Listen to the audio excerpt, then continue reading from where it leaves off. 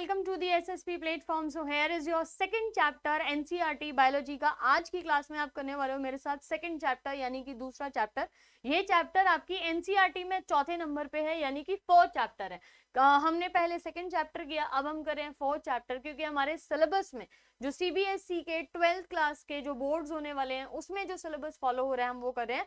हालांकि जो पहला चैप्टर और थर्ड चैप्टर जो हमने स्किप किया है वो मैं आपको सारे चैप्टर्स खत्म होने के बाद एक बार कराऊंगी, क्योंकि जो बच्चे पीएमटी की या नीट की तैयारी कर रहे हैं उन लोगों के लिए ये चैप्टर्स बहुत इंपॉर्टेंट है। फर्स्ट भी इंपॉर्टेंट है और उससे कहीं ज्यादा इंपॉर्टेंट है थर्ड वाला।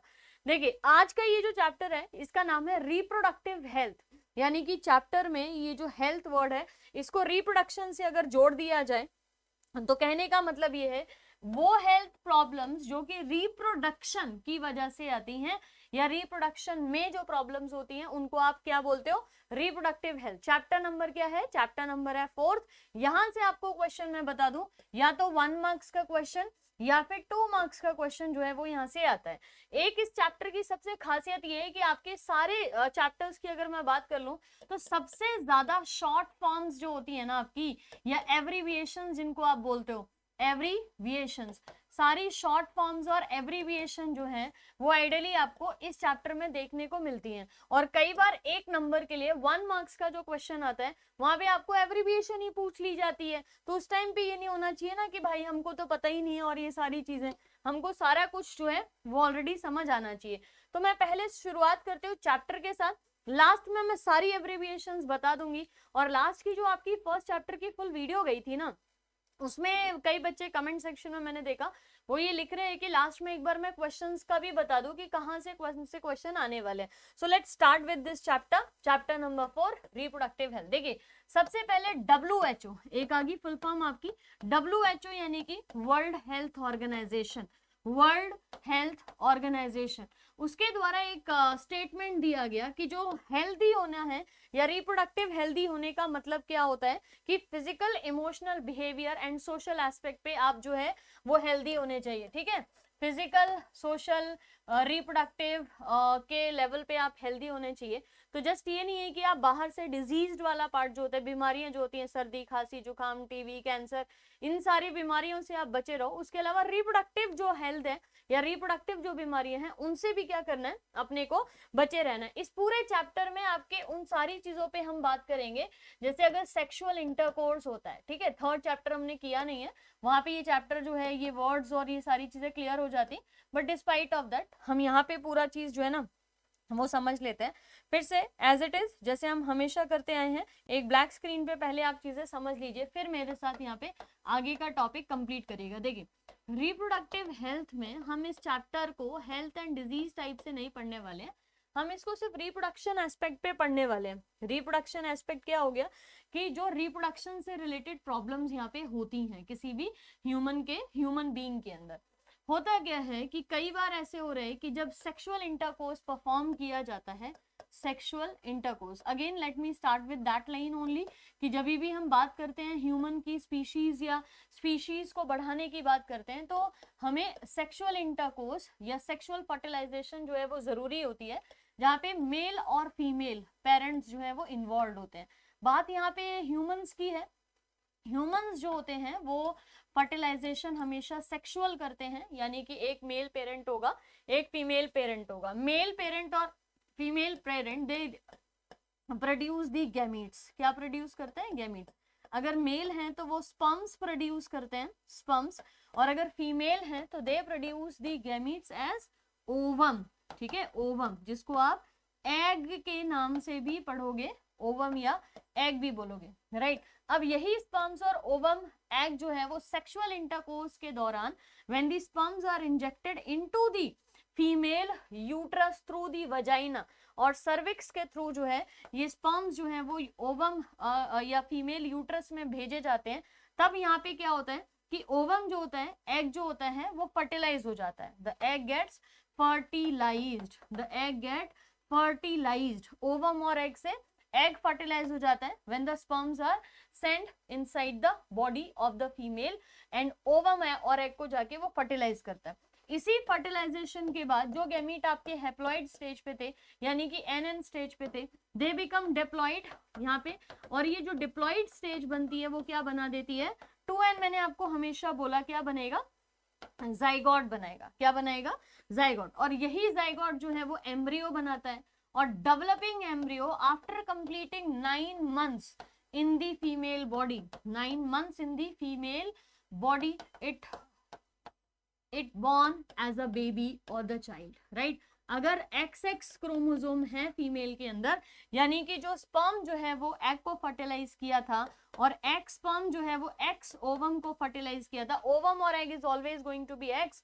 ओवम और एग जो होता है वो हमेशा एक्स क्रोमोसोम कैरी करता है, लेकिन स्पर्म जो है वो एक्स और वाई क्रोमोसोम कैरी कर सकते हैं, या 2 टाइप के स्पर्म जो है वो हो सकते हैं। अगर एक्स जो है वो फर्टिलाइज करता है ओवम को या एग को, तो एक्स एक्स मिलके क्या बनाता है, फीमेल चाइल्ड, है ना। और अगर एक्स एग जो है उसको वाई स्पर्म फर्टिलाइज करता है, वाई स्पर्म जिसमें the sperm which carries the nucleus of the chromosome number 23rd pair का जो वाई टाइप का गैमीट है वो अगर प्रेजेंट है, तो एक्स वाई जो है वो क्या बनाता है यहाँ पे मिलके, मेल गैमीट्स या मेल बेबी बनाता है।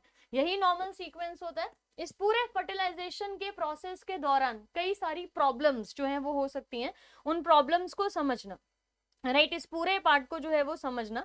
और यहाँ पे हम आके एक पॉइंट जो है ना वो पूरा आपका समझेंगे कि कैसे रिप्रोडक्टिव हेल्थ के दौरान जो फॉर्मेशन है ना वो होती है यहाँ पे, और कैसे क्या चैलेंजेस आते हैं जिसके बेसिस पे आपका ये रिप्रोडक्टिव हेल्थ जो चैप्टर है ना वो आपका यहाँ पे बनाया हुआ है। तो इस चैप्टर को समझने के लिए ये सीक्वेंस आपको पहले समझ आ गया पूरा। अब यहाँ पे देखो चैलेंजेस फेस जो किए जाते हैं वो क्या होते हैं चैलेंजेस। उसमें सबसे बड़ा चैलेंज ये है कि भाई अनवांटेड प्रेगनेंसीज, क्या, अनवांटेड प्रेगनेंसीज, प्रेगनेंसी चाहिए नहीं लेकिन प्रेगनेंसी हो गई है, इसको हम क्या बोलते हैं, अनवांटेड प्रेगनेंसीज, राइट।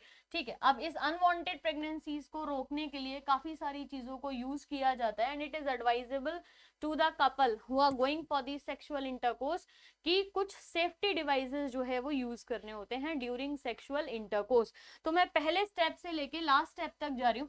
सबसे पहला स्टेप ये है कि सेक्सुअल इंटरकोर्स परफॉर्म किया जा रहा है, this is the physical need of the body, है ना।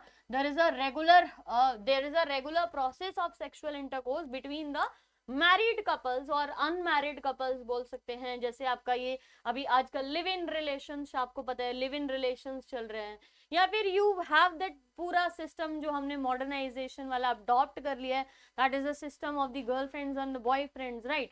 ऑल्दो अब देखो ये चैप्टर पढ़ रहे हैं तो we have to discuss all these thing. कहीं पे भी आपको किसी भी लेवल पे, मुझे पता है आप लोग को कोई प्रॉब्लम तो नहीं है ना ये सारी चीजें पढ़ने में सुनने में, एंड वील मेक श्योर कि हम चैप्टर के दायरे में जो जो चीजें चैप्टर को पढ़ने में जरूरी है वही चीजें ना मैं आपके साथ इस चीज के लिए यहाँ पे बोलूँ। देखो अनवांटेड प्रेगनेंसीज कब होता है, जब सेक्सुअल इंटरकोर्स परफॉर्म किया जा रहा है but the couple is not married yet, है ना, दे आर नॉट मैरिड और they are still living in the live in relation, boyfriend girlfriend वाला कॉन्सेप्ट है, लिव इन रिलेशंस में रह रहे हैं।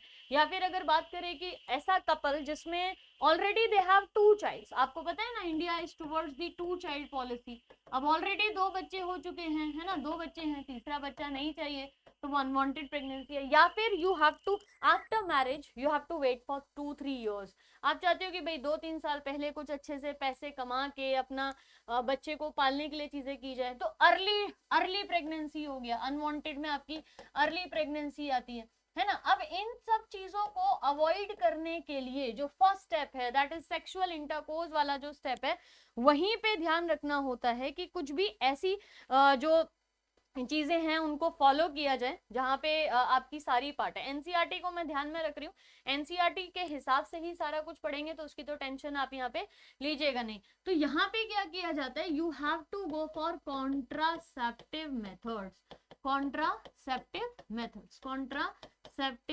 मेथड्स, है ना। और वैसे भी देखो यहाँ पे देखो आपका चैप्टर जब शुरू हो रहा है ना तो 2 चाइल्ड पॉलिसी जो है ना वो आपको बताई गई है, भारत में जो ग्रोथ रेट है वो ऑलरेडी ज्यादा है। इंडिया अगर पॉपुलेशन की बात किया जाए तो इंडिया जो है वो सेकंड नंबर पे है पॉपुलेशन में। India is second large populated country in the world, right, after China. जिसमें से अभी की मैं बात करूं तो चाइना में 60% पॉपुलेशन जो है वो कोविड से अफेक्ट हो रही है। How many peoples are dying, उसका एक्चुअल डेटा जो है ना वो निकल के नहीं आ रहा है। एंड चाइना खुद से ये बोल रहा है कि आफ्टर 2030, मतलब जब 2030 आएगी उसके बाद इंडिया जो है वो हाईएस्ट पॉपुलेटेड होगी। ये बात खुद से चाइना बोल रहा है। तो भाई देखो, अगर चाइना बोल रहा है तो कुछ तो यहाँ पे चाइना सच्चाई की तरफ बढ़ रहा होगा। तो इंडिया में be regarded as the first highest populated country. लेकिन उसके लिए हमारी गवर्नमेंट ऑलरेडी प्रिपेयर्ड है और वो ये बोल रही है कि 2 चाइल्ड पॉलिसीज रखे। इनफैक्ट अभी आप अपना देख ही रहोगे आसपास जो एडमिशंस कराए जा रहे हैं, वहां पे कई एडमिशंस, कई स्कूल ये जो है ना वो आपसे एफिडेविट ले रहे हैं कि इनकेस अगर आपके पास एक ही बच्चा है तो बहुत अच्छी बात है, अगर आपके पास 2 बच्चे हैं तो फिर यहीं पे लिमिट है। अगर गलती से तीसरा बच्चा पैदा हो जाता है ना, और आपका पहला बच्चा अगर अभी स्कूल में, तो स्कूल हैज द राइट कि वो आपके पहले बच्चे को भी स्कूल से निकाल देंगे। ये वाली चीज हो गई है। गवर्नमेंट ने भी बोल दिया है कि जितने भी जो आपके पर्क्स दिए जाते हैं, जो आपकी जैसे कुछ भी ये होता है इंसेंटिव्स वगैरह दिए जाते हैं, तो वो सारे इंसेंटिव्स जो है वो किसको दिए जाएंगे, जो कि 2 ही बच्चे रख रहे होंगे या ऐसे parents who has only 2 childs. तो 2 चाइल्ड पॉलिसी इंडिया ने अडॉप्ट कर ली है बहुत अच्छे से। ये सारी चीजों हमको इसलिए देखो, ये सारी चीजें आपको बताना इसलिए जरूरी है क्योंकि once we are reading with this particular chapter, जब हम इस चैप्टर के थ्रू गुजर रहे हैं तो आपको ये पता होना चाहिए कि भाई जरूरत क्या है रिप्रोडक्टिव हेल्थ की, या कॉन्ट्रासेप्टिव पिल्स को यूज करना जो है वो क्यों जरूरी है। ये सारी चीजें अपने को यहाँ पे याद रखनी है, ठीक है। अब इसी में आपका जो इंडिया है उसमें हम जब भी ये बात करते हैं तो चाइल्ड हेल्थ केयर की बात की जाती है। Reproductive and child health care, RCH लिखा जाता है, reproductive and child health care, reproductive and child health care, reproductive and child health care, child health care. तो बात तो ये है कि भाई देखो, आप जो बच्चे हैं उनका 2 चाइल्ड पॉलिसी है। अनवांटेड प्रेगनेंसीज के बहुत सारे रीजंस हो सकते हैं ड्यूरिंग द सेक्सुअल इंटरकोर्स, मैंने आपको सारे रीजन बता दिए which leads into the unwanted pregnancies, right. Reproductive and child health care के हिसाब से गवर्नमेंट का ये डिसीजन है। गवर्नमेंट अगर आपकी 2 चाइल्ड पॉलिसी बना रही है तो गवर्नमेंट एक और चीज देखती है, MMR और IMR। MMR और IMR क्या है, MMR क्या है, maternal mortality rate, maternal mortality rate, maternal mortality rate. और IMR क्या है, infant mortality rate, infant mortality rate, mortality rate, ठीक है। मैटरनल मोर्टेलिटी रेट और इन्फेंट मोर्टेलिटी रेट। अब अच्छा ये क्या होता है, ये तो हमको पता ही नहीं है, हमको याद भी नहीं है ये क्या होता है। देखो होता क्या है, ये 2011 के डेटा के हिसाब से है यहाँ पे कि जब भी कोई भी मैटरनल मतलब मदर, ठीक है, मदर, मोर्टेलिटी का मतलब होता है डेथ, ठीक है, डेथ, मदर डेथ। इन्फेंट का मतलब क्या होता है, बच्चा जो कि अभी अभी पैदा हुआ है। मोर्टेलिटी मतलब अगेन डेथ। हर कंट्री जो कि डेवलपिंग कंट्री होती है, याद रखिएगा, हर कंट्री जो कि डेवलपिंग कंट्री होती है या डेवलप्ड कंट्री होती है, उसमें एक इंपॉर्टेंट पैरामीटर्स उस कंट्री की जो हेल्थ मेजरमेंट है, उसके लिए एक इंपॉर्टेंट चीज ये आती है कि भाई आपकी कंट्री के अंदर जब फीमेल्स बच्चा पैदा करती हैं तो हाउ मेनी फीमेल्स डाइड, कितनी फीमेल्स मरती हैं during the birth of the child, during the birth of the child. इसी चीज से मुझे याद आ रहा है, आप में से आप सारे यंग बच्चे हैं काफी, ये शायद इस हीरोइन को आप नहीं जानते होंगे, स्मिता पाटिल। पुरानी मूवीज में ना ये हीरोइन जो है वो काफी अच्छे से आती हैं। एक ट्रेंड ऑब्जर्व किया गया था इंडिया में कि हमारी पॉपुलेशन के हिसाब से 1.2 बिलियन की बात की जा रही है, तो मैटरनल मोर्टेलिटी रेट और इन्फेंट मोर्टेलिटी रेट बहुत हाई था। 2% के हिसाब से कहते हैं, 2%, alarming 2%। Smita Patil was a heroine जो कि चाइल्ड बर्थ के टाइम पे बच्चे को जन्म देते समय अगर मदर की डेथ हो जाती है तो उसको हम मैटरनल मोर्टेलिटी रेट बोलते हैं। और अगर जन्म देते समय या जन्म देने के बाद after giving birth to the child बच्चे की डेथ हो जाती है तो उसको इन्फेंट मोर्टेलिटी रेट के नाम से जानते हैं। अब आप सारे एस्पेक्ट को समझ गए। सबसे पहली बात, अनवांटेड प्रेगनेंसीज, सेक्सुअल इंटरकोर्स जब भी परफॉर्म किया जाता है between a male and female, ये श्योर किया जाता है कि the pregnancy is a wanted pregnancy. ऐसा नहीं है कि मतलब sexual to involve in the sexual activities is the need of our body, physical body की हमारी नीड है। जैसे हमारे बॉडी में हार्मोन्स रिलीज होते हैं, हमको भूख लगती है, हमको प्यास लगती है, उसी तरीके से सेक्सुअल अर्ज भी होता है। अगर एक 13-14 साल का बच्चा या एक 15-16 साल का बच्चा सेक्सुअल एक्टिविटीज के बारे में या सेक्सुअल चीजों के बारे में नहीं सोचेगा तो शायद हार्मोनल इम्बैलेंस के लिए बोला जाता है। And if a child is developing properly, तो having the sex या have the sex is a requirement of the body. Now, second part is कि एक सेक्सुअल एक्टिविटीज में इन्वॉल्व होना, पहली चीज। दूसरी चीज, सेक्सुअल एक्टिविटीज में इन्वॉल्व होने के बाद अनवांटेड प्रेगनेंसीज को डेवलप करना। तीसरी बात, हमारी जो भी प्रेगनेंसीज हैं उसको लेके हमारी गवर्नमेंट ने कुछ आपके जो रेगुलर जो रूटीन्स हैं उनके बारे में कुछ कुछ या जो डेटा है ना वो आपके बनाए हैं। Right, if a couple gets अब कॉन्ट्रासेप्टिव मेथड्स की बात करते हैं, किस किस तरीके से कॉन्ट्रासेप्टिव मेथड्स, ठीक है, कॉन्ट्रासेप्टिव मेथड्स। और हम ये एज्यूम करके चल रहे हैं we are talking about a couple who is married couple and wanted to avoid the pregnancies, ठीक है। देखो, कुछ होते हैं नेचुरल मेथड्स, राइट, कुछ होते हैं नेचुरल मेथड्स एंड कुछ है artificial methods. Artificial, some of the artificial method are used by females and some are used by males। जैसे नेचुरल मेथड क्या होते हैं, नेचुरल मेथड में क्या क्या चीजें देखी जा सकती हैं कि looking for a periodic cycle, female का पीरियोडिक साइकिल, फीमेल के पीरियोडिक साइकिल में when there is the cycle is 28 days, right. तो यहाँ पे जब एग फैलोपियन ट्यूब में होता है ऑन दी 14th डे, तब सबसे ज्यादा चांसेस होते हैं टू गेट प्रेग्नेंट। उस ड्यूरेशन में अगर सेक्सुअल इंटरकोर्स अवॉइड किया जाता है तो हम जो प्रेगनेंसी है उसको अवॉइड कर सकते हैं, पहली चीज। दूसरी चीज आपका रिलेटेड टू मेल हो गया, मैं बताते जाऊंगी कौन सी चीज फीमेल से रिलेटेड है, कौन सी चीज मेल से। पहला, periodic cycle which is need to be checked by a female only. दूसरा है क्वाइटस इंटरप्शन, क्वाइटस इंटरप्शन। यही आपके बुक में अलग अलग पॉइंट्स में लिखे हुए हैं, पैराग्राफ में लिखे हुए हैं, मैं उनको चार्ट में बता दे रही हूँ। Coitus interruption is by the male, है ना, male. A male knows when the semen is came out of his body, मतलब उसके बॉडी से कभी यूरेथ्रा से होके आपका जो सीमन पार्ट है वो बाहर निकल रहा है, ठीक है, या स्पर्म्स जो है वो बाहर निकल रहे हैं। एग्जैक्टली एट दैट टाइम अगर पेनिस को विड्रॉ कर लिया जाता है then the sperm will not reach into the uterus, sperms will not reach into uterus, right।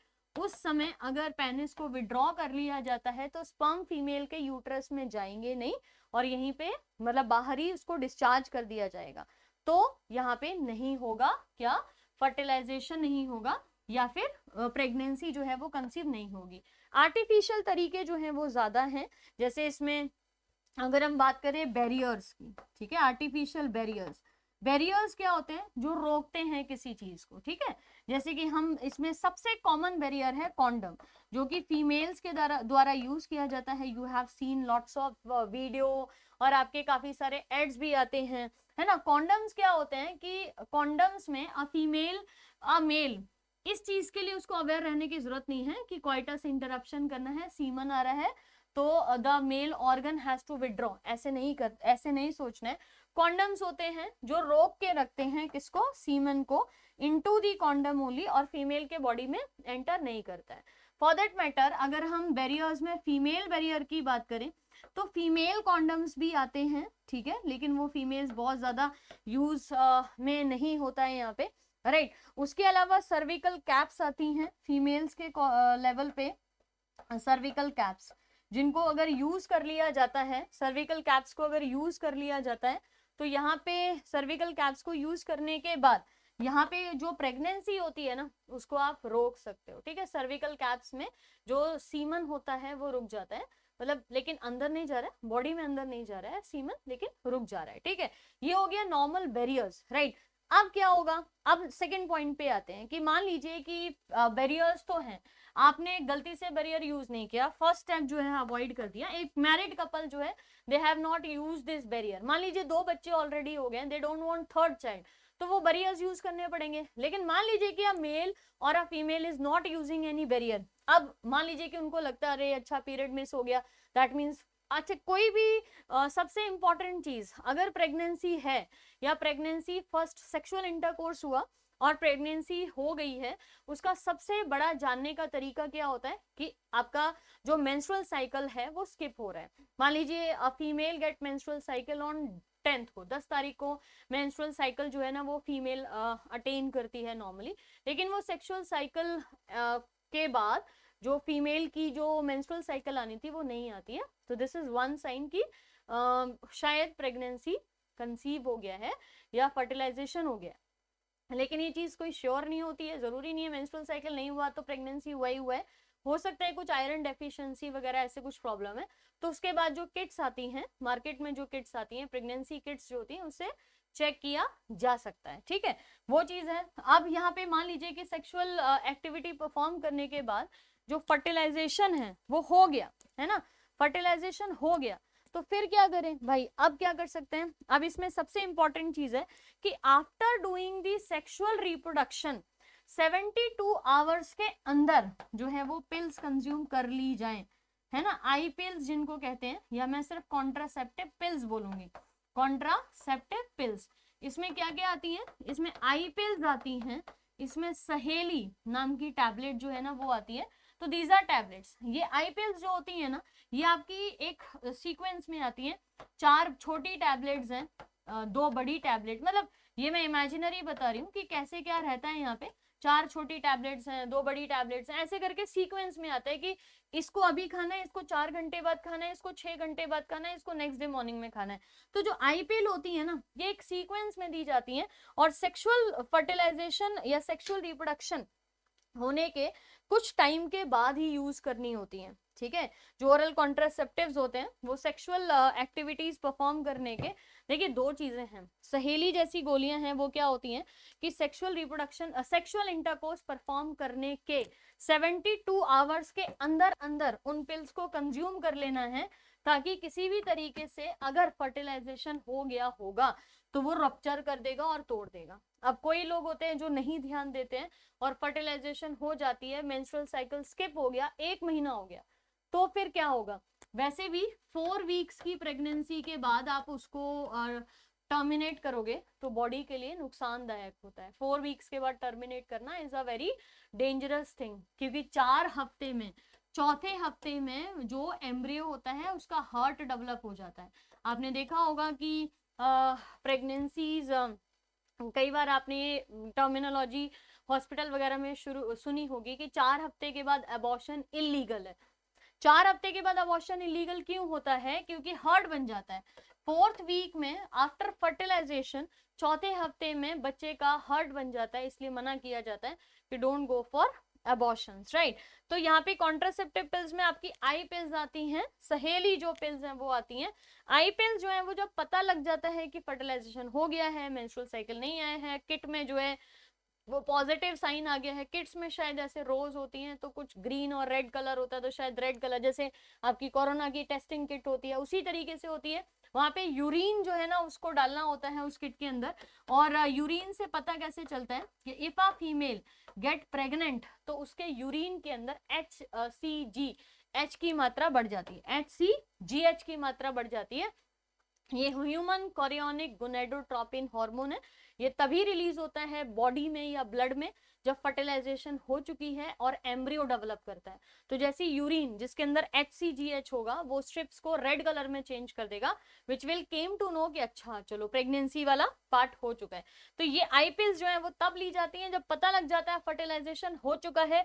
सहेली तब ली जाती है जब सेक्सुअल इंटरकोर्स कर लिया है, उसके बाद ये है कि भाई प्रेग्नेंट नहीं होना, तो 72 आवर्स से पहले, 72 आवर्स के खत्म होने से पहले ये दवाई जो है वो कंज्यूम यहाँ पे आपको करनी है। एक ये चीज समझ आ गया, सर्वाइकल कैप्स हो गया और आपकी कॉन्ट्रासेप्टिव्स हो गए। उसके अलावा आईयूडी होते हैं, इंट्रा यूट्राइन डिवाइसेस, ठीक है, ये भी फीमेल्स के लिए हैं। आईयूडी, इंट्रा यूट्राइन डिवाइसेस, इसकी फुल फॉर्म याद रखिएगा, आपसे एग्जाम में पूछते हैं। Intra uterine devices, intra uterine. अब देखो यूट्राइन वर्ड कहां से है, यूट्रस से, यूट्रस फीमेल के लिए होता है। यहाँ पे लगाया जाता है कॉपर टी, कॉपर 7, ऐसे डिवाइसेस लगाए जाते हैं। नॉन परमानेंट है लेकिन एक फिक्स टाइम के लिए होते हैं। जैसे एक कपल का एक बच्चा हो गया, ठीक है, फिर वो सोच रहे हैं कि जब हमारा दूसरा बच्चा होगा, हमें 2 बच्चे करने हैं, दूसरा बच्चा हम तभी करेंगे जब 5 इयर्स का गैप हो जाएगा, या ये हमारा पहला बच्चा 5 साल का कंप्लीट हो जाएगा, तभी हम सेकंड चाइल्ड करेंगे, ठीक है। तब उन्हें क्या करना होता है, तब वो क्या करा सकते हैं बेसिकली, तब वो ये कर सकते हैं कि फीमेल की यूट्रस में कॉपर टी या कॉपर 7 नाम का एक इंस्ट्रूमेंट जो है वो इंसर्ट करा सकते हैं। कॉपर टी जो है वो ऐसे टी की शेप का होता है और इसमें ऐसे थ्रेड या बाइंडिंग पोर्शन होता है। तो जब इसको यूट्रस के अंदर फिट किया जाता है, कॉपर 7, मल्टी लोड 375 भी हम बोलते हैं, हार्मोन रिलीजिंग आईयूडी होते हैं जैसे एलएनजी है, प्रोजेस्टेरॉन्स होते हैं, नॉन मीडिएटेड भी आपके आईयूडीज होते हैं, लिपीलॉप जिसको कहते हैं लिपीलॉप, ये सारे इंट्रा यूट्राइन डिवाइसेस हैं। कॉपर टी और कॉपर 7 सबसे ज्यादा कॉमन है। उसके अलावा हाइपर लोड 375 जैसे मैंने बताया, एक हो गया जो आपकी बॉडी में एलएनजी जैसे फीमेल्स के बॉडी में फिट किया जाता है, एलएनजी 20 जिसे कहते हैं, एलएनजी 20, ये एक बार फिट किया तो ये ऐसे प्रोजेस्टेरॉन को रिलीज करता रहेगा जिससे कभी भी एग फर्टिलाइज नहीं होगा। अच्छा, कॉपर टी और कॉपर 7 का रोल क्या होता है, इस तरीके से यूट्रस में लगा दिया जाता है। यहाँ पे कॉपर टी जो है ना वो किसका बना हुआ है, कॉपर का बना हुआ है, तांबे का, कॉपर का। और कॉपर जो है वो फीमेल का जो लिक्विड है, फीमेल के यूट्रस में जो लिक्विड होता है उससे कॉपर रिलीज करता रहता है, Cu2+ रिलीज करता रहेगा। अब इसके 2 यूजेस होते हैं, एक तो अगर स्पर्म्स अब फीमेल की बॉडी में जाएंगे, है ना, तो कॉपर की वजह से स्पर्म्स जो है ना उनकी डेथ हो जाती है, ठीक है, कॉपर की वजह से स्पर्म जो है वो मरते चले जाते हैं। अगर कॉपर की मात्रा ज्यादा होगी तो स्पर्म सरवाइव नहीं कर पाते हैं। तो कॉपर टी क्या होता है, स्पर्म्स को रोक देता है, स्पर्म्स को आगे जाने नहीं देता। केमिकल्स जो फीमेल की बॉडी से, जो फैलोपियन ट्यूब से जो केमिकल रिलीज हो रहा है जो एग की फर्टिलाइजेशन के लिए जरूरी है, उसको रोक देता है। तो स्पर्म को पता ही नहीं चलता कि एग कहाँ पे है, वो वहीं खत्म हो जाते हैं। ये आईयूडीज जो होते हैं ये तकरीबन 5 इयर्स तक के लिए इम्प्लांट किए जाते हैं। कुछ होते हैं जो 2 इयर्स के लिए इम्प्लांट किए जाते हैं, कुछ 5 साल के लिए, कुछ 7 साल के लिए। तो जैसे भी कपल चाहता है कि भाई अब हमको 2 साल ही बाद बच्चा चाहिए, अब हमको 5 साल बाद बच्चा चाहिए, तो इस तरीके के आईयूडी फीमेल के यूट्रस में लग जाते हैं। इसमें मेल का कुछ नहीं है। मेल का तो देखो खासकर ये सिर्फ ये कॉन्डम्स ही आता है, उसके अलावा मेनली चीजें जो है ना ये फीमेल्स के लिए हैं, ठीक है, मेनली चीजें फीमेल्स के लिए। आईयूडी हो गया, copper T, copper 7, LNG 20, right. अब आर्टिफिशियल तरीके से एक चीज और की जा सकती है कि आप सर्जिकल मेथड यूज कर लो, है ना, सर्जिकल। लेकिन सर्जिकल मेथड तभी यूज किया जाता है जब परमानेंट हमको प्रेगनेंसी रोकना है। भाई अब हमको ना हमारे 2 बच्चे हो गए, अब हमको प्रेगनेंसी नहीं चाहिए, तब परमानेंट या सर्जिकल मेथड जो है वो कॉन्ट्रासेप्टिव मेथड यूज किया जाता है। परमानेंट में क्या होता है, 2 चीजें हैं, वेसेक्टोमी और ट्यूबेक्टोमी, ठीक है, वेसेक्टोमी और ट्यूबेक्टोमी। तो वेसेक्टोमी क्या हो गया, जहां पे जो वासा डेफरेंस होती है उसको काटा जाता है। वासा डेफरेंस किसकी है, मेल की है, वास डेफरेंस किसका है, मेल का है। तो ये ट्यूब होती है पूरी ऐसे करके, 2 ट्यूब्स हैं, ऐसे करके क्या कर दिया जाएगा, यहाँ से इनको दोनों को काटा जाएगा। ये वो रास्ता है जहां से सीमन प्रोड्यूस होते हैं, मतलब एपिडाइडमास होता है। हम बात कर रहे हैं टेस्टिस की, टेस्टिस में सेमिनिफेरस ट्यूब्यूल्स होते हैं, वहां से होती हुई एपिडाइडमास होती है, एपिडाइडमास जहाँ पे स्पर्म स्टोर होते हैं, एपिडाइडमास ओपन होती है वास डेफरेंस में। तो अब वास डेफरेंस में स्पर्म जाए ही नहीं तो फिर स्पर्म फीमेल बॉडी में कैसे जाएंगे, नहीं जाएंगे ना। तो यहाँ पे हमने क्या कर दिया, वास डेफरेंस को ऐसे काट दिया, पहले उसे काटा, फिर उसको ऐसे मोड़ा और उसको ऐसे टाई कर दिया। अब क्या होगा कि अगर स्पर्म्स रिलीज हो भी रहे हैं सेमिनिफेरस ट्यूब्यूल से, एपिडाइडमास से, तो वो बाहर नहीं निकल पाएंगे, जिससे फीमेल की बॉडी में जाएगा नहीं। अब ऐसा पर्सन जिसका वास डिफरेंस किया है वो सेक्सुअल एक्टिविटीज अगर परफॉर्म करेगा भी तो भी ऐसा तो होने वाला है नहीं कि भाई स्पर्म पहुंच जाएंगे, जादू तो हो नहीं रहा, कट गया ना वास डिफरेंस, अब कुछ नहीं हो सकता, अब स्पर्म नहीं जाएंगे। तो इफ दिस पर्सन, अगर ये यूज किया जाता है तो ये परमानेंट होता है, उसके बाद इसको आप रिवर्स नहीं करा सकते कि हाँ चलो अब हमें फिर से बच्चा करना है तो इसको खोल दो, नहीं ऐसे वाला नहीं होता, जुड़ता नहीं है दोबारा, एक बार टूट गया ना फिर ये जुड़ेगा नहीं। तो was difference is for the male, जहाँ पे वास डिफरेंस को काटा, उसको मोड़ा, टाई कर दिया, सर्जिकल तरीके से किया जाता है, ऑपरेटेड किया जाता है, इसीलिए सर्जिकल बोलते हैं। ट्यूबेक्टोमी फीमेल के लिए, मैं डायग्राम भी अभी दिखा दे रही हूँ। फिर जैसे फीमेल की ओवरी है, ओवरी से फेलोपियन ट्यूब ऐसे होते हुए जाता है, कहाँ खुलता है, यूट्रस में खुलता है, यूट्रस सर्विक्स वजाइना में खुलती है। आप क्या करो कि आप दोनों तरफ की फीमेल फेलोपियन ट्यूब को काटो, काट के इनको ऐसे जब ये अलग हो जाती हैं तो इनको ऐसे मोड़ो, दोनों को ऐसे मोड़ दो और मोड़ के यहाँ पे धागा लगा दो, ऐसे करके इसको टाई अप कर दो, तो जो एग है वो ऐसे जाएगा नहीं, और जो एग है वो बाहर नहीं जाएगा। या फिर मान लीजिए कि स्पर्म्स आ भी रहे हैं तो स्पर्म कभी अंदर नहीं जाएंगे। लेकिन फिर से मैं बता दूं ये चीजें रिवर्स नहीं हो सकती, इसीलिए लोग ज्यादातर नसबंदी इसको हिंदी में कहते हैं, पुरुष नसबंदी और महिला नसबंदी। तो अगर ये चीज कराई जाती है तो वो परमानेंट इनफर्टिलिटी हो जाती है, उसके बाद अगर सोचें तो भी बच्चा पैदा नहीं हो सकता। इसीलिए ये वाली चीज को कई लोग अवॉइड करते हैं, परमानेंट वाली चीजों को लोग अवॉइड करते हैं। अब आप मुझे बताओ कि क्या ये इतनी चीजें समझ आ गई आपको, यहाँ पे ये सारा पार्ट समझ आ गया। चलो इसको एक बार डायग्राम में मैं बता देती हूँ।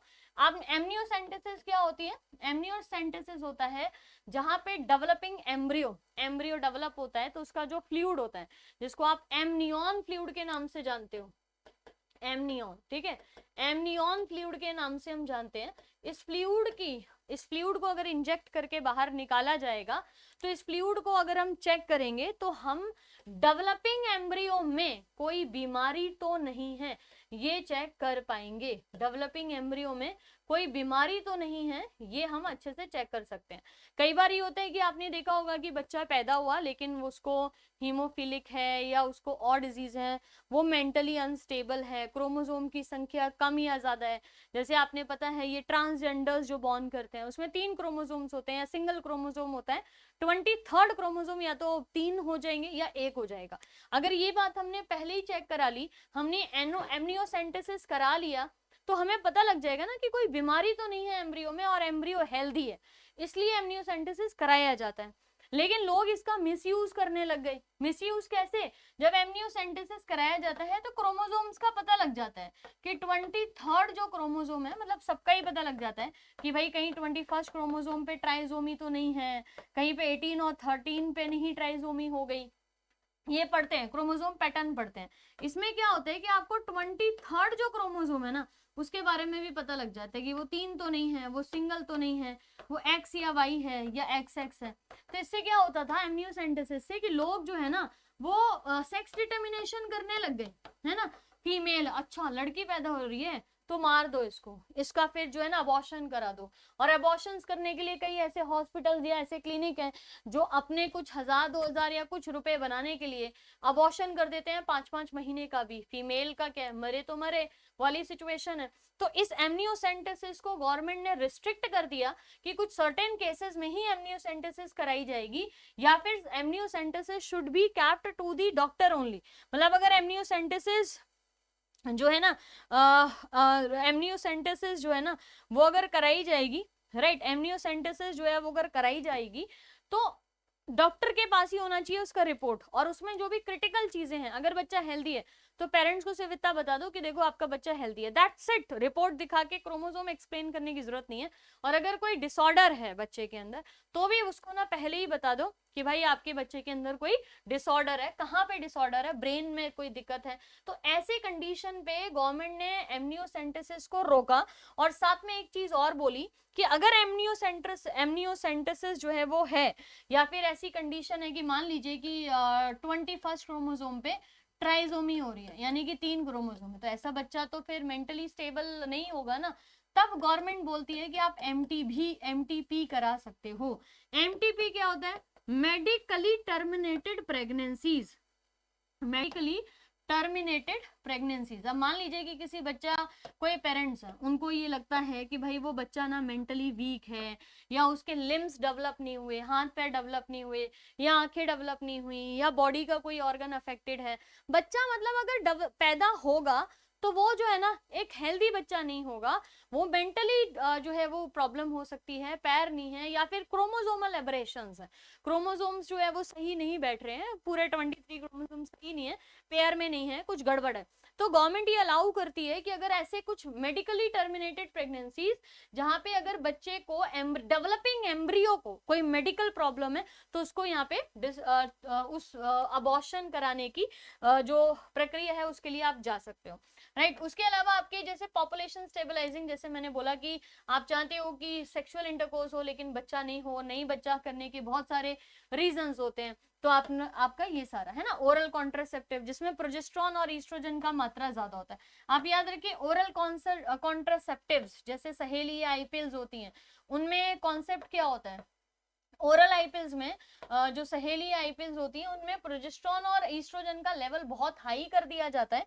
प्रोजेस्टेरॉन का लेवल हाई होते ही जाइगोट जो है वो कभी डेवलप नहीं होगा। स्टेरिलाइजेशन करानी है, नसबंदी करानी है, वेसेक्टोमी और ट्यूबेक्टोमी की बात करते हैं तो मेल्स में क्या होता है, वासा डेफरेंस को काटा जाता है और टाई कर दिया जाता है। फीमेल में फेलोपियन ट्यूब जो है उसको काट दिया जाता है और उसको टाई कर दिया जाता है। नसबंदी इसको बोलते हैं। इमरजेंसी के टाइम पे या गवर्नमेंट ने बहुत कराई थी नसबंदी कराने पे सरकार कुछ इनाम भी देती है, तो अगर कोई फीमेल या मेल नसबंदी कराते है तो उसे कंबल और कुछ पैसे दिए जाते हैं कि भाई ये पर्सन जो है वो पॉपुलेशन बढ़ाने में मदद नहीं करेगा, है ना। तो यही मैंने बोला आपको एमटीपीज याद रखिए, पूरी दुनिया में कम से कम 45 to 50 मिलियन आपके एनसीईआरटी के डेटा के हिसाब से एमटीपीज कराई जाती हैं, क्योंकि ये बच्चे कहीं ना कहीं they are not well developed, है ना, किसी भी तरीके से। गवर्नमेंट ऑफ इंडिया ने एमटीपी को 1971 में लीगलाइज किया था, ये चीज याद रखिएगा, ये लाइन इंपॉर्टेंट है, ठीक है।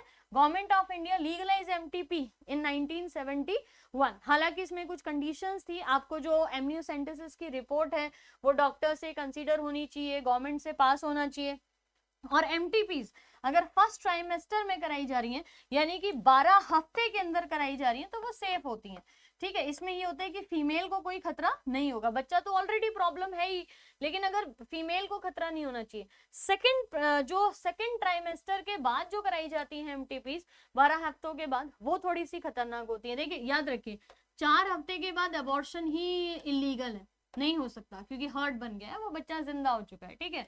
मतलब एक लिविंग चीज आ गई है आपके बॉडी में, एक लिविंग चीज है जहाँ पे हार्ट है और ब्लड जो है ना वो सर्कुलेट हो रहा है। अब ये वाली चीज है एमटीपी गवर्नमेंट के द्वारा यहाँ पे डिसाइड किया जा रहा है। Next is sexually transmitted infection, sexually transmitted disease भी इनको बोलते हैं, एसटीडीज के नाम से जाना जाता है या इन्फेक्शंस बोल दीजिए। सबसे इंपॉर्टेंट सेक्सुअली ट्रांसमिटेड डिजीज है एड्स। एड्स क्या होता है, acquired immuno deficiency syndrome. Immuno deficiency syndrome होता क्या है कि एड्स जो है वो एचआईवी के द्वारा होता है, डेफिशिएंसी सिंड्रोम। एचआईवी क्या है, ह्यूमन इम्यूनो वायरस, ठीक है, ह्यूमन इम्यूनो वायरस। इसमें से हेपेटाइटिस बी और एचआईवी जो है ये ट्रांसमिट हो जाते हैं किसी पर्सन के द्वारा, या तो नीडल जो है वो सर्जिकल शेयर कर ली, या ऐसा पर्सन जिसको ऑलरेडी एड्स है उसके साथ किसी ने सेक्सुअल इंटरकोर्स कर लिया तो जिसने किया उसको भी एड्स जो है हो गया। मान लीजिए एक फीमेल है जो है एड्स अफेक्टेड है, एड्स हो रखा है, अब कोई मेल है उसके साथ सेक्सुअल इंटरकोर्स कर ले तो जो मेल है उसको भी एड्स हो जाएगा। अब वो मेल अपनी वाइफ या किसी जो भी कलीग पार्टनर जो भी कुछ है जहाँ पे भी they have a good relation और फिजिकल वाला, वहां जाके सेक्सुअल इंटरकोर्स कर रहे हैं तो वो जो फीमेल होगी वो भी अफेक्टेड हो जाएगी। तो ये इस सेक्सुअल इंटरकोर्स से अगर डिजीज ट्रांसफर होती हैं तो उसे सेक्सुअली ट्रांसमिटेड डिजीज कहते हैं, जिसमें से एड्स और हेपेटाइटिस काफी डेडली डिजीज है, मतलब इनसे फैटल होती हैं, ये लीथल होती हैं, भाई मार देती हैं लोगों को, मर जाते हैं लोग एड्स और हेपेटाइटिस वाली बीमारियों से, ठीक है।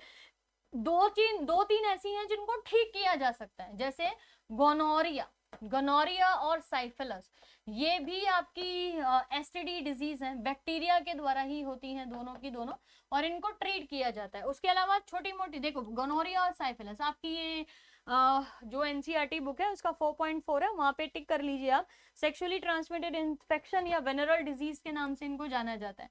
आरटीआई, गोनोरिया साइफिलिस, ये क्योर की जाती है। जेनाइटल हर्पीज हैं, छोटे मोटे जो हैं वार्ड्स हो गए, है ना, ट्राइकोमोनियासिस हो गया, इसको ठीक कर दिया, ये ठीक हो भी जाता है। लेकिन हेपेटाइटिस और एड्स, ये ऐसी बीमारियां जिनको ठीक नहीं किया जा पाता, तो ये दिक्कत हो जाती है। अच्छा, अब इस पूरे चैप्टर में हमने क्या पढ़ा कि कैसे अनवांटेड प्रेगनेंसीज को रोक सकते हैं बाय दी बैरियर्स और ये सारी चीजें, या कोई प्रेग्नेंट नहीं होना चाहता है फिर भी हो गया, तो क्या क्या मेथड होते हैं। और अगर प्रेग्नेंट होने के बाद बच्चा जो है वो मेडिकली फिट नहीं, आप एमनियोसेंटेसिस नहीं करा सकते, अबॉर्शन नहीं करा सकते 4 हफ्ते बाद। अब मान लीजिए कि 4 हफ्ते भी निकल गए हैं और आपने चेकअप कराया तो पता लगा बच्चा मेंटली वीक है या कुछ प्रॉब्लम है, तो एमटीपीज हो जाते हैं, medically transmitted medically terminated pregnancies, तो वो गवर्नमेंट के हिसाब से ही होती है। इसमें कोई भी पर्सन अपने हिसाब से जाके एमटीपीज नहीं करा सकता है, ये वाली बात याद रखिएगा, ठीक है। इस चैप्टर में आपकी बहुत सारी फुल फॉर्म्स भी आई हैं जिनको मैं धीरे धीरे अभी आपके सामने एक्सप्लेन भी कर दूंगी, ठीक है। चलिए अब यहाँ पे आगे पढ़ते हैं। देखो इनफर्टिलिटी की बात करते हैं। अब क्या है कि हम देखो, एक तो ये कंडीशन है कि अरे प्रेगनेंसी हो गई, अब इसको अवॉइड कराओ, इसको टर्मिनेट कराओ, इसको अबॉर्शन कराओ। दूसरी चीज है कि भाई इनफर्टिलिटी, एक मैरिड कपल बहुत सालों से ट्राई कर रहे हैं लेकिन they are not having the babies. ऐसी आपने बहुत मूवीज देख ली हैं, आपने इनफर्टिलिटी की मूवीज भी काफी देख ली होंगी, विकी डोनर और ऐसे करके काफी सारी मूवीज हैं, और ये मूवीज भी आपने देख ली होंगी जहाँ पे बच्चे ना पैदा नहीं हो रहे हैं, लोगों के कपल हैं, 10 साल हो गए, 6 साल हो गए, 5 साल हो गए, 12 साल हो गए, 20 साल हो गए, बच्चा नहीं हो रहा है, ठीक है। अब अगर बच्चा नहीं होगा, इनफर्टिलिटी की प्रॉब्लम है, पॉइंट नंबर 4.5 आपके बुक का। तो इनफर्टिलिटी की प्रॉब्लम कैसे भी हो सकती है, कैसे मतलब या तो मेल में हो सकती है या फिर फीमेल में हो सकती है, राइट, दोनों में से किसी में भी हो सकती है। कैसे? मेल में या तो स्पर्म्स की फॉर्मेशन नहीं होती है, स्पर्म काउंट जो है वो बहुत ही लो है, ठीक है, या फिर स्पर्म फॉर्म तो करते हैं लेकिन वो फर्टिलाइज करने में इनकेपेबल हैं।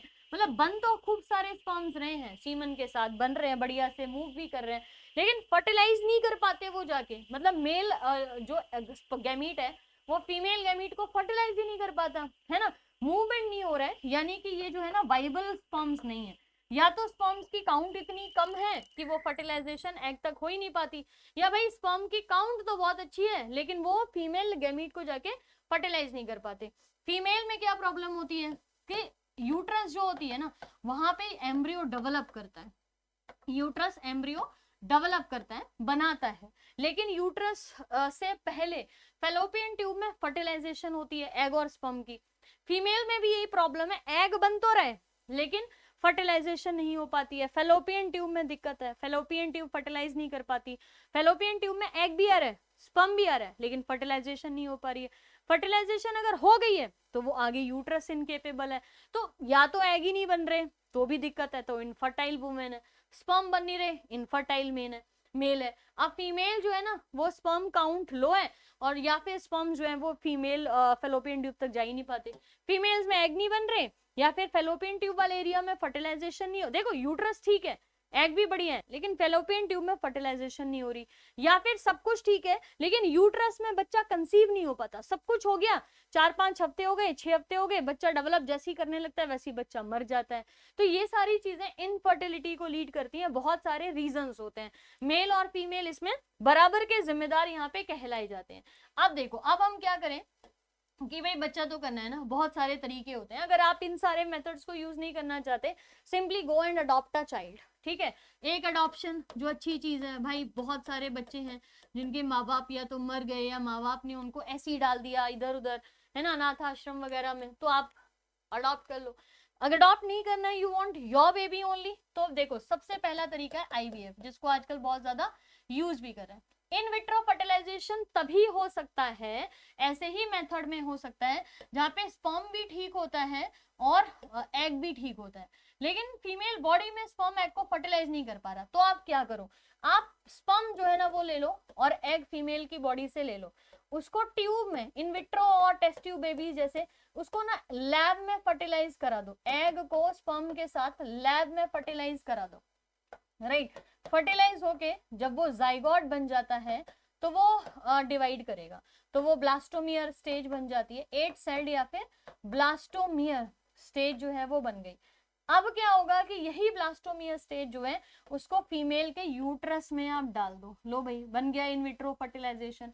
ये होता है, एक कंडीशन ही होगी। दूसरा कंडीशन है कि भाई यूट्रस भी कंसीव नहीं कर पाती ना, यूट्रस में भी डेवलप नहीं हो पाता, तो फिर आप 8 ब्लास्टोमियर को लो और किसी सरोगेट मदर के अंदर डाल दो। सरोगेट मदर होती हैं जो कि डेवलप कराने में बच्चे को हेल्प करते हैं। जैसे मान लीजिए कोई फीमेल है, उसको पैसों की जरूरत है, या फिर मतलब वो इनके घर का ही कोई फीमेल है, तो वो क्या करेगा कि जो डेवलप्ड 8 ब्लास्टोमियर जाइगोट है ना, उसको अपने यूट्रस में रख लेगा, मदर वूम जिसे कहते हैं। तो 8 ब्लास्टोमियर तक क्या किया जाएगा, अपने वूम में यहाँ पे रख लिया जाएगा। इसमें आपके पास यानी कि आईवीएफ में 2 कंडीशन होते हैं, एक होता है जिफ्ट और एक होता है गिफ्ट, GIFT, है ना। अगर आप जाइगोट ट्रांसफर कर रहे हो यानी कि 8 ब्लास्टोमियर ट्रांसफर कर रहे हो, है ना, तब हम उसको 8 ब्लास्टोमियर जो जाइगोट है उसको ट्रांसफर कर रहे हो तो हम बोलते हैं जिफ्ट, यानी कि जाइगोट इंट्राफेलोपियन ट्रांसफर, ठीक है। जाइगोट इंट्राफेलोपियन ट्रांसफर कहाँ पे ट्रांसफर कर रहे हैं हम, यूट्रस में ट्रांसफर कर रहे हैं। कहाँ पे ट्रांसफर कर रहे हैं, यूट्रस में, क्योंकि यूट्रस केपेबल है भाई। देखो फर्टिलाइजेशन ही तो नहीं हो रहा है ना, लेकिन यूट्रस तो सही है, यूट्रस तो बच्चा बना सकती है ना, तो हमने बोला जिफ्ट। दूसरी कंडीशन होती है गिफ्ट। गिफ्ट होता है गैमीट इंट्रा, ठीक है, गैमीट इंट्रा फेलोपियन ट्रांसफर, कि गैमीट ही नहीं बन रहे भाई साहब। दिक्कत तो फर्टिलाइजेशन की नहीं है, दिक्कत है गैमीट की।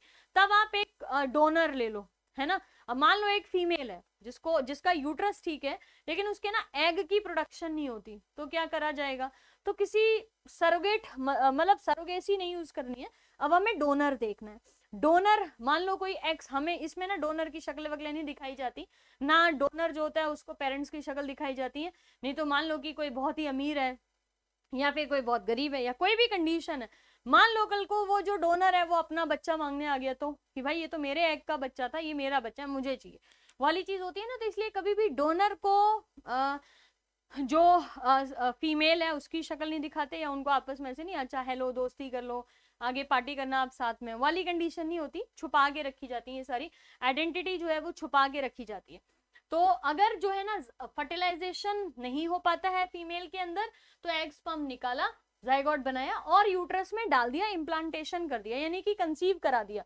दूसरी कंडीशन होती है भाई कंसीव ही नहीं कर पाता ना वो, है ना, तब आप गैमीट ट्रांसफर करोगे, और गैमीट ट्रांसफर करने में कुछ भी हो सकता है स्पर्म ही नहीं का स्पर्म नहीं बन रहे हो मेल में, तो आप एक डोनर पर्सन ले लो जो स्पर्म आपको डोनेट कर देगा, ठीक है। या फिर अगर फीमेल की प्रॉब्लम है तो एग एक डोनर फीमेल से ले लो, उधर से आप ये एग और स्पर्म लेके यूट्रस में इनको फिल करा दो, हो गया भाई। तो आप इसको जरा ध्यान से समझो, दोबारा समझ लो। अगर इनफर्टिलिटी है तो सबसे ज्यादा लोग जाते हैं आईवीएफ के लिए, इन विट्रो फर्टिलाइजेशन। आपने आसपास आईवीएफ के बहुत सारे क्लिनिक्स वगैरह भी देखे होंगे, आईवीएफ के क्लिनिक्स देखे हैं ना।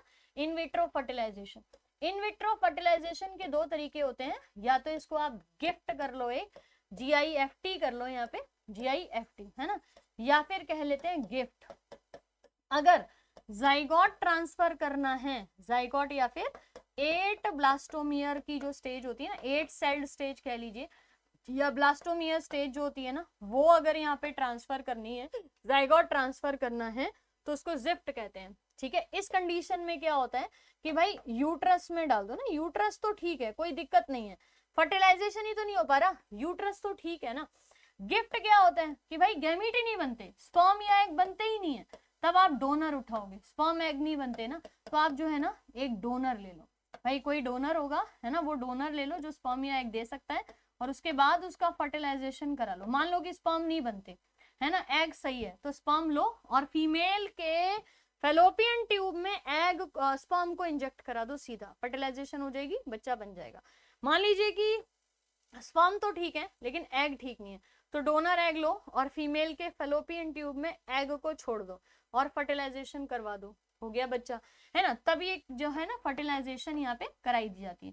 अगर मान लीजिए ये दोनों चीजें ठीक है, लेकिन यूट्रस में जो बच्चा है वो डेवलप हो ही नहीं पाता। ये दोनों चीज ठीक है, गैमीट भी बन रहे हैं, फर्टिलाइजेशन भी होती है, लेकिन यूट्रस में दिक्कत है, यूट्रस में दिक्कत है, तो सरोगेसी करा दी जाती है। क्या करा दिया जाता है? सरोगेट मदर, एक फीमेल जिसको भाई सरोगेट, ये मूवी भी ये थी सलमान खान वाली, एक मूवी थी प्रीति जिंटा वाली। सरोगेसी में क्या करते हैं, ये फीमेल का एग मेल का स्पर्म लिया, बाहर फर्टिलाइज कराया और फीमेल के यूट्रस में छोड़ दिया, है डेवलप हो जाता है। जब बच्चा पैदा हो जाए तो बच्चे को लो और उसको यहाँ पे यूज कर लो। इसी में आपका ICSI आता है, जिसको इंट्रासाइटोप्लाज्मिक, इंट्रासाइटोप्लाज्मिक, अच्छा ये आपके नेक्स्ट पेज पे दिया होगा ना, इंट्रासाइटोप्लाज्मिक करके। तो ये समझ आ गया, गिफ्ट और जिफ्ट समझ आ गया, गैमीट क्या होता है और जिफ्ट क्या होता है, ये दोनों समझ आ गया। एक ये समझ लो, intracytoplasmic sperm injection, ICSI, ICSI ये तब होता है जब मेल पार्टनर्स जो होते हैं वो लो स्पर्म काउंट की वजह से फीमेल में स्पर्म्स नहीं इंजेक्ट कर पाते हैं। तो क्या करना है कि सीधा स्पर्म्स मेल के जो है वो आप किसी ट्यूब में या कहीं पे कलेक्ट करो और स्पर्म्स को ट्यूब इंजेक्शन या कहीं पे भी भर के उसको सीधा फीमेल के बॉडी में यहाँ पे इंजेक्ट कर दो, ठीक है। सीधा फीमेल के साइटोप्लाज्म जो एग वगैरह होता है ना उसमें इंजेक्ट यहाँ पे कर देते हैं। ये सब आर्टिफिशियल टेक्निक्स या आर्टिफिशियल इंसेमिनेशन होती है, जहाँ पे एक हेल्दी डोनर जो है उसको इस्तेमाल कर सकते हैं, या खुद एक्चुअल पेरेंट्स जो है ना उनको भी इस्तेमाल किया जा सकता है। इंट्रा यूट्राइन इंसेमिनेशन की जा सकती है। तो ये सारे तरीके तब यूज किए जाते हैं जब पर्सन कोई भी इनफर्टाइल होता है। क्या होता है? इनफर्टाइल होता है ना। यही सारी चीजें हैं। अब मैं फटाफट आपको कुछ वो बता देती हूँ। ये सारी चीजें एक बार आप रिवाइज करना, कहीं पे भी दिक्कत आएगा तो मुझे बताना। मेरे ख्याल से मैंने NCERT के हिसाब से सारी चीजें कवर करा दी हैं, है ना। इधर से ज्यादा गिफ्ट और जिफ्ट में आपको डिफरेंस जानना है ना। देखो सबसे पहले गिफ्ट और जिफ्ट ये समझ लो, ये यहाँ से आ जाता है क्वेश्चन, गिफ्ट और जिफ्ट, है ना। गिफ्ट और जिफ्ट ये असिस्टिव रिप्रोडक्टिव टेक्नोलॉजी का तरीका है जिसको हम आर्ट बोलते हैं। दोनों ही आर्ट का तरीका है। आर्ट क्या होती है? Assistive reproductive technology. भाई नॉर्मल रिप्रोडक्शन हो नहीं पा रही है, बच्चा बन नहीं पा रहा है, तो किसी की हेल्प चाहिए हमको, और हेल्प हमको चाहिए किसकी? टेक्नोलॉजी की हेल्प चाहिए, असिस्टेड रिप्रोडक्टिव टेक्नोलॉजी, ठीक है। अब दोनों असिस्टिव रिप्रोडक्टिव टेक्नोलॉजी का तरीका है। गिफ्ट में क्या होता है? गिफ्ट क्या कर रहे हैं हम? गैमीट को ट्रांसफर करते हैं, ठीक है। गिफ्ट में आप गैमीट को ट्रांसफर करोगे क्योंकि जो भी मेल और फीमेल है वो गैमीट नहीं बना पा रहा है। तो गिफ्ट में या तो आप स्पर्म की बात करोगे या फिर एग की बात करोगे, ठीक है। इसको कहाँ ट्रांसफर करना है? एक हेल्दी जो second male, healthy second partner. तो अगर फीमेल में एग नहीं बनते हैं तो एग रख दो, और मेल में अगर स्पर्म नहीं बनते हैं तो स्पर्म जो है वो इंट्रोड्यूस करा दो। या गिफ्ट में ऐसे हो सकता है, गैमीट को आपको देना है, तो मान लीजिए स्पर्म बनते तो हैं लेकिन वो फीमेल तक पहुंच नहीं पाते, तो स्पर्म को सीधा फैलोपियन ट्यूब में एंटर करा दो। स्पर्म को सीधा फैलोपियन ट्यूब यानी कि FT में जो है ना वो एंटर करा दो। ये हो गया आपका गिफ्ट, ठीक है। यहाँ पे इन केसेस में क्या होता है कि फीमेल जो है हो सकता है प्रोड्यूस ना कर रही हो गैमीट, या मेल जो है वो स्पर्म्स जो है वो प्रोड्यूस ना कर रहा हो या अपडेट ना कर पा रहा हो, मतलब नहीं इंसर्ट कर पा रहा है। यहाँ पे जिफ्ट में क्या होता है कि भाई सब कुछ ठीक है, कोई दिक्कत नहीं है ना। जाइगोट जो है ना, जाइगोट या फिर 8 ब्लास्टोमियर उसको ट्रांसफर करना है। मतलब मेल भी बन रहे हैं, मेल स्पर्म भी बन रहे हैं, एग भी बन रहे हैं, लेकिन वो फर्टिलाइज नहीं कर पाते। तो जाइगोट या 8 ब्लास्टोमियर स्टेज को सीधा फेलोपियन ट्यूब में इंजेक्ट कर दो, वो वहां से यूट्रस में चले जाएंगे और एम्ब्रियो बना देंगे। इस केस में क्या होता है, बाकी सब ठीक है, मेल और मेल स्पर्म और फीमेल एग भी बन रहे हैं, बस फर्टिलाइजेशन नहीं हो पाती। इसलिए हमने क्या किया कि उसको सीधा यूट्रस में बाहर फर्टिलाइज कराया और फीमेल के यूट्रस में छोड़ दिया, मतलब डेवलप करने के लिए। गिफ्ट में क्या होता है कि गैमीट ही नहीं बन पा रहे, और बन पा रहे हैं तो वो फर्टिलाइज नहीं कर पा रहे। This is called your artificial insemination कह लीजिए, इसको वैसे इन विट्रो फर्टिलाइजेशन होता है। गिफ्ट और जिफ्ट आपके इन विट्रो फर्टिलाइजेशन का तरीका है, ठीक है। बाकी स्पर्म को इंजेक्ट करना फीमेल में, ये आर्टिफिशियल इंसेमिनेशन के नाम से भी जानी जाती है। अब आपको करना क्या है, इस चैप्टर में आपको कुछ जो फिलिंग द ब्लैंक्स है ना, या फिर कह सकते हैं कि आपको इस चैप्टर के अंदर कुछ फुल फॉर्म्स पूछी जाएंगी, वो मैं लिखूंगी शुरू से लेके आखिरी तक। देखो WHO वर्ल्ड हेल्थ ऑर्गेनाइजेशन, ठीक है। Maternal mortality rate MMR, infant mortality rate IMR, ठीक है। उसके अलावा आपकी WHO MMR और IR, ग्रोथ रेट को हम GR करके लिख लेते हैं भाई, ग्रोथ रेट क्या है, बर्थ रेट क्या है, डेथ रेट क्या है, ये MMR और IMR हो गया। उसके अलावा बीमारी जो होती है एड्स, HIV, ठीक है, ये बीमारी होती कौन सी है, sexually transmitted disease. Intra uterine devices, रोकने के लिए हम इंट्रा यूट्राइन डिवाइसेस यूज कर सकते हैं। अगर इनको यूज कर लिया है हमने तो बेबी नहीं हो रहा है तो इन विट्रो फर्टिलाइजेशन, ठीक है। अगर कभी भी मान लीजिए कि कोई अनवांटेड प्रेगनेंसी है तो उसको खत्म कराना है, या फिर बच्चा जो है वो नॉर्मल नहीं है, तो MTPs, मेडिकली टर्मिनेटेड प्रेगनेंसीज कराते हैं। IVF, इन विट्रो फर्टिलाइजेशन, ठीक है। IVF जो है वो गिफ्ट और जिफ्ट, जिफ्ट क्या है, zygote intra fallopian fallopian transfer, zygote intra fallopian transfer, ठीक है। गिफ्ट क्या होता है, gamete intra fallopian transfer. IUDs, intra uterine device, अच्छा ये तो मैंने आपको बता दिया, ठीक है, ये सब हो गया। आर्टिफिशियल इंसेमिनेशन हो गया। ET क्या होता है, एम्ब्रियो ट्रांसफर हो गया। आर्ट क्या लिखते हैं, असिस्टेड रिप्रोडक्टिव टेक्नोलॉजीज। तो यहाँ से ना आपको एक फुल फॉर्म पूछी जा सकती है, ये सारी चीजें। पेल्विक इन्फ्लेमेटरी डिजीजेस हो गए। कॉपर रिलीजिंग IUT जो है वो कौन कौन से होते हैं आपके, कॉपर 7 और कॉपर T। तो एक बार इस पूरे चैप्टर को आप रिवाइज कर लो, जो भी डाउट होंगे आप मुझे कमेंट बॉक्स में लिख दीजिएगा।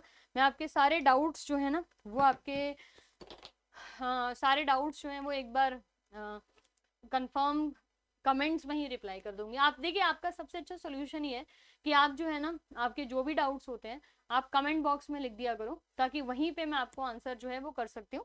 जैसे मैंने पिछले फर्स्ट वीडियो के जो भी बच्चों के डाउट्स थे वो मैंने कंप्लीट आपके कमेंट सेक्शन में लिख दिए थे, तो आप रिस्पेक्टिवली जो भी आपके डाउट्स वगैरह होते हैं वो कमेंट सेक्शन में ही लिख दिया करो। दैट इज द मतलब मैक्सिमम वही एक जरिया है मुझे आपके रिप्लाई करने का, और जो भी आपके डाउट है तो वो बता दो। नेक्स्ट 5th चैप्टर जो है वो हम पूरा एक साथ सीक्वेंस में करने वाले हैं, तो वो आपके पास 1 शॉर्ट वीडियो होगा, उस वीडियो के लिए आप मेरे साथ ज्वाइन कर सकते हैं, है ना। तो वहीं पे आपका पूरा पार्ट कंप्लीट भी हो जाएगा, ठीक है। चलिए अभी के लिए guys thank you so much, let's meet in the next video. जो भी डाउट होगा बता दीजिएगा। यहाँ से 1 मार्क्स का और 2 मार्क्स का आपका जो क्वेश्चन है ना वो आ सकता है, तो कहीं पे भी आपको ऐसे लगे कि इस क्वेश्चन में कुछ भी आपको दिक्कत है या पूरे पोर्शन में कहीं पे भी दिक्कत आ रहा है तो मुझे जरूर से बताइएगा, ठीक है। Thank you so much, bye bye.